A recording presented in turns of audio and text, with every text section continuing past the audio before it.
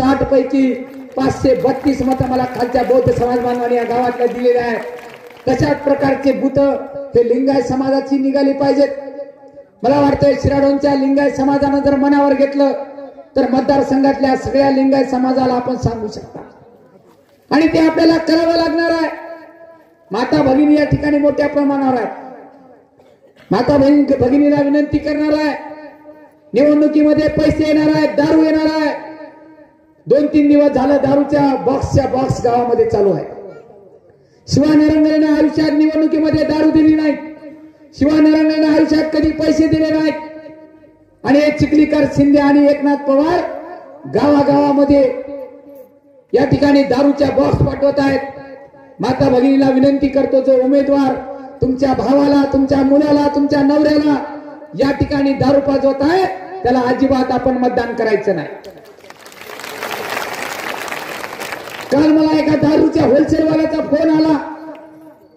मी म्हणले मी चिखलीकरांना दारू पुरवठा केली, मी शिंदेना दारू पुरवठा केली, एकनाथ पवारला सुद्धा माझ्याकडून घेतली, तुमचं काही नियोजन आहे का म्हणले दारू वाटप करायचं। मी म्हणलं माहिती तरी घ्या, आपल्याला काही दारू देणं होईना, आपण काही दारू देणारे माणसं नाही। मी म्हणलं केवढ्याला बॉक्स आहे? ते म्हणले ओरिजिनल घेतला तर 5200 ला आहे आणि कुत्ता छाप घेतली तर 2200 रुपयाला आहे। मी म्हणलं चिखलीकर साहेबांना कोणती घेतली? ते म्हणले कुत्ता छाप घेतली। म्हणजे आंध्रातली कुत्ता छाप दारू आणायची आणि इथल्या आमच्या गोरगरीबाला पाजवायची। 8 दिवसामध्ये त्यानं विचारच करायचा नाही चिखलीकर साहेबांना मागल्या 10 वर्षामध्ये काय काय केलं, शिंदे साहेबांना 10 वर्ष मागे काय केलं। मित्र हो, मताला 1000 रुपये, या निवडणुकीत तर 2000 रुपयाचा भाव होणार आहे। मताला 1000 म्हणजे 54 पैसे रोज, 16 रुपये महिना, वर्षाचे 180 आणि 5 वर्षाचे 1000। मला सांगा, महिना 16 रुपये आपल्याला यायलाय। प्रत्येकाच्या घरी मोबाईल आहे, मोबाईलचं रिचार्ज आपण मारता 350 रुपयाचं रिचार्ज महिन्याला मारायला। घरी आईकडे मोबाईल आहे, वडिलांकडे आहे, 900 रुपयाचे रिचार्ज मारणारे आपण माणसं महिन्याला 16 रुपयाचा विचार करून या धनदांडग्या लोकांना निवडून देणार आहेत का? मी आपल्याला विनंती करतो की या शिवानरंगला एकदा आमदार करा। या झोपडीतल्या माणसाचा आमदार म्हणून काम करेल, रस्त्यावरला आमदार म्हणून काम करेल। आमदार झाल्यानंतर कुठल्याही पाटलाला घेऊन तुम्हाला मला भेटायला याची गरज पडणार नाही। गावामध्ये येऊन तुमचे मी सर्व काम करून दे। जसं विदर्भामध्ये बच्चू कडू काम करतात त्याच पद्धतीचं काम या ठिकाणी मी करेल। 77 वर्षामध्ये तुम्ही श्रीमंताला निवडून दिलात, एकदा या गरीबाला निवडून द्या। मित्र हो, 98 गावामध्ये जाऊन मी या मतदाराच्या पाया धरलेल्या आहेत। 70-75 हजार मतदाराच्या मी प्रत्यक्ष पाया धरलेला माणूस आहे। माझ्याकडे पैसे नाहीत, पण माझ्याकडे लोकांचा आशीर्वाद मी या ठिकाणी घेतलेला आहे। म्हणून येणाऱ्या 20 तारखेला गॅस सिलेंडरचं बटन दाबा, शिवानरंगला आमदार करा। श्याम सुंदर शिंदेच्या मागे ईडी लावून त्याला जेलमध्ये घातल्याशिवाय या शिवानरंगला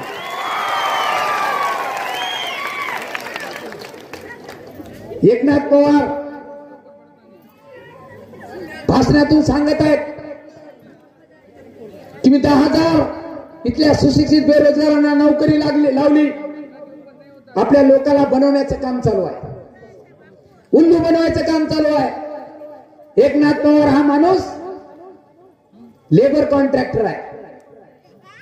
खरं तर कुठल्याही नेत्याला वाटतं नाही तर कारखाना उभा करावा, कलंबर सारखा कारखाना बंद केला, पण जे पुण्या मुंबईला आपले मुले गेलेत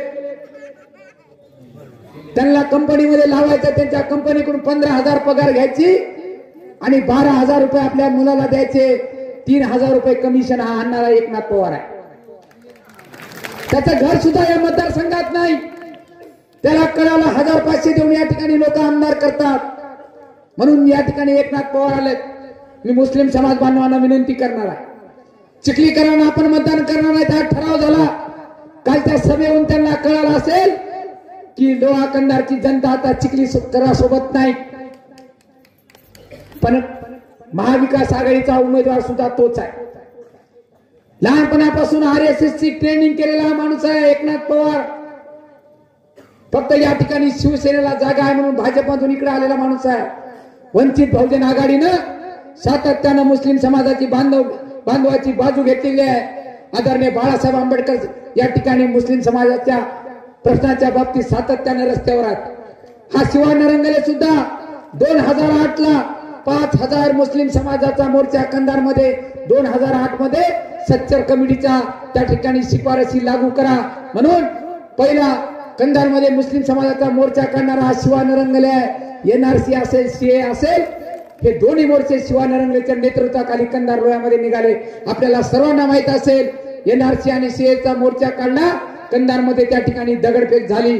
माझ्या सहित 11 मुस्लिम समाजाचे कार्यकर्ते आम्ही जेलमध्ये होतो. मुस्लिम समाजासाठी जेलमध्ये जाणारा शिवानरंगले आहे. शेतकरी बांधवासाठी जेलमध्ये जाणार आहे. कांजरा तंडाच्या शेतकऱ्याला पीक कर्ज भेटत नव्हतं म्हणून त्या ठिकाणी कापसी बँकेवर त्या ठिकाणी आंदोलन झालं आणि बंजारा समाजाच्या शेतकऱ्यांना पीक कर्ज द्या म्हणून त्या ठिकाणी बंजारा समाज बांधवांच्या आंदोलनासाठी शिवानरंगलेमध्ये जेलमध्ये गेलेला आहे. मी आपल्या सर्वांना विनंती करतो की या निवडणुकीमध्ये मला एकदा संधी द्या.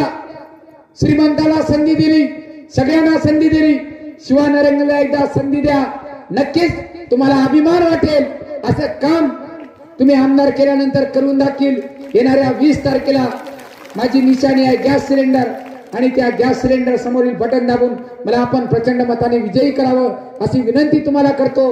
आणि शिराडोन वासियांना पुन्हा एकदा नम्रपणे पायाला चरण स्पर्श करून या ठिकाणी विनंती करतो की आपलं मत वाया घालू नका. या ठिकाणी या गावातून जी मोठी संख्या आहे, उस्माननगर असेल, शिराडोन असेल, उमरा असेल, कापसी असेल, सर्व परिसरातून आपण आलात. या शिराडोन सर्कल मधून, उमरा सर्कल मधून आणि कवठा सर्कल मधून या ठिकाणी गॅस सिलेंडरचं मतमोजणी त्या दिवशी निघालं पाहिजे. असं काम आपण करावं एवढं या ठिकाणी बोलतो. आपण सर्वजण या ठिकाणी आलात त्याबद्दल पुन्हा एकदा सर्वांचं मनापासून या ठिकाणी आभार मानतो आणि येथेच थांबतो. जय भीम, जय बसव, जय शिवराय, जय मल्हार.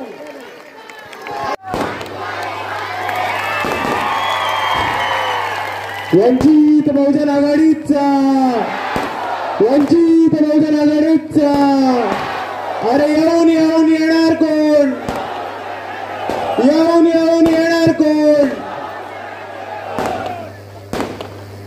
सर्वात प्रथम समतेचे विचार रुजवणाऱ्या सर्व महामानवांना त्रिवार अभिवादन करतो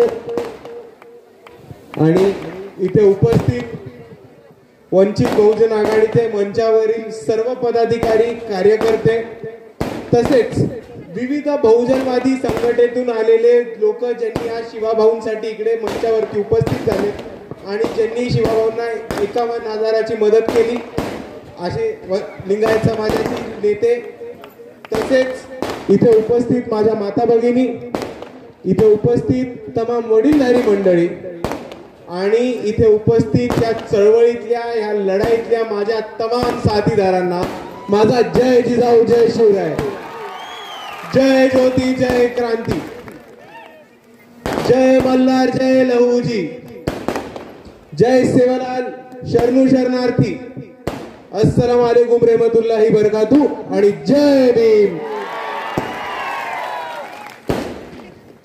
मित्रांनो, आपल्या सर्वांना एक गोष्ट माहिती असेल की 2 आठवड्यापूर्वी एक आपल्यापर्यंत रात्री 2 वाजता बातमी पोहोचली होती आणि त्या बातमीमुळे आपल्या सर्वांना जरा घाबरायला झालं.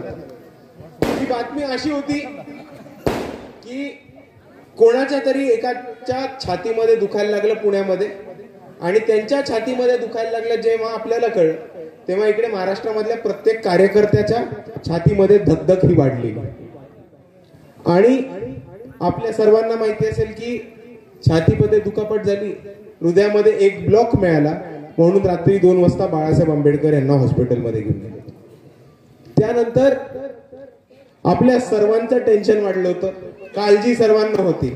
एका बाजूला आपल्याला बाळासाहेबांच्या तब्येतीची काळजी होती आणि दुसऱ्या बाजूला आपल्याला हे सुद्धा माहिती होतं की हे जे झालंय ते निवडणुकीच्या अगदी जवळ झालंय आणि आता निवडणुकीचा प्रचार कसा करायचा ते टेन्शन माझ्या मनात सुद्धा होतं. आणि बऱ्याच वंचित बहुजन आघाडीच्या कार्यकर्त्यांनी, त्या चिंतकांनी आणि विविध वेगळ्या लोकांनी मला फोन करून, मेसेज पाठवून मला बाळासाहेब हॉस्पिटलमध्ये असताना एकच गोष्ट सांगितली की सुजात, तू प्रचाराला बाहेर पडू नकोस.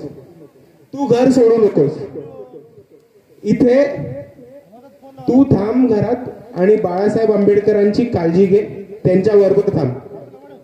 बाळासाहेबांनी ज्या महाराष्ट्रामध्ये इकडच्या प्रस्थापितांविरुद्ध वंचितांची जी लढाई सुरुवात केली आहे, ती लढाई संपून जिंकण्यासाठी वंचित बहुजन आघाडीचा प्रत्येक कार्यकर्ता आणि प्रत्येक मतदार हा समर्थ आहे.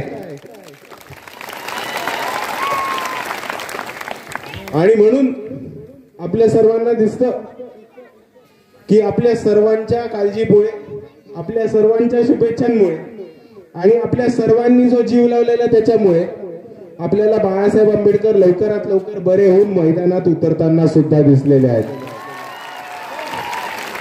आणि या माणसाने हॉस्पिटलमधनं निघाल्यावर 7 दिवसाच्या कालावधीनंतर त्यांनी प्रचार सुरू केला आणि 3 दिवसाच्या आतमध्ये त्यांच्या 14 सभा या महाराष्ट्रामध्ये सुद्धा पार पडल्या आहेत. आणि आपण बघितलं असेल तर त्यांची आत्ता सभा ही नागपूरमध्ये सुरुवात आहे. पण मला आपल्याला एक गोष्ट सांग की बाळासाहेब आंबेडकर हॉस्पिटलमध्ये असताना, बाळासाहेब आंबेडकर ICU मध्ये भरती होते तेव्हा इकडच्या बऱ्याच प्रस्थापितांना, इकडच्या काही बाणकुळांना हे वाटलं होतं की आता आपला मैदान सोपा झालाय, आता आपण सरळ सरळ प्रचार करू शकतो. आणि आपण बघा त्या पद्धतीने इकडचे प्रत्येक लोक वागली होती. पुण्यामध्ये एक वकील आहेत, त्यांनी एक पोस्ट टाकली होती आणि पत्रकारांना पण सांगितलं होतं की अँजिओप्लास्टी ही काय महत्वाची गोष्ट नाही, बाळासाहेब आंबेडकर हे सगळं नाटक करतायत भावनिकता जागवायला निवडणुकीमध्ये. दुसऱ्या बाजूला मुंबईचे एक पत्रकार आहेत, लय पाकिटमार पत्रकार आहेत,